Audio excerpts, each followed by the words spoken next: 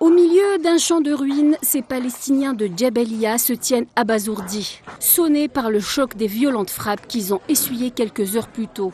Vers 3 heures du matin, des avions de reconnaissance sionistes ont bombardé massivement la zone, endeuillant ainsi plusieurs familles.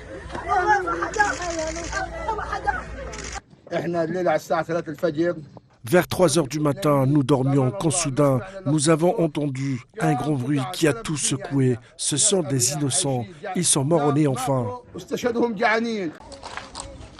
Même scénario dans le camp des tentes d'Al-Mawassi à Khan Younis, où des réfugiés impuissants constatent ce qui reste de leur semblant de vie volé en éclats. Au paysage de désolation qui les entoure, ils doivent désormais faire le bilan de leurs martyrs arrachés à la vie durant un bombardement sioniste nocturne.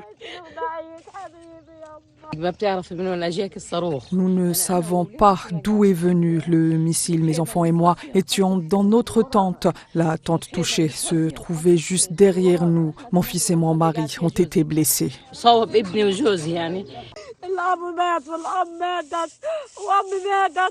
Mon père est mort, ma mère est morte et ma nièce a perdu un œil. Que veulent-ils des enfants? Ayez pitié de nous. Nous en avons assez. Honte à vous.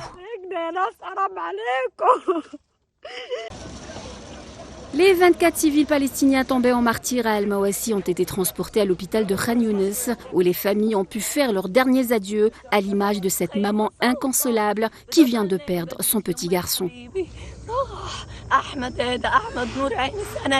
Il est parti. Ahmed, il est la lumière de mes yeux, mon soutien. Netanyahou a lancé une grosse roquette sur mon fils. Il lui a tranché la tête. Mon fils dormait comme un ange.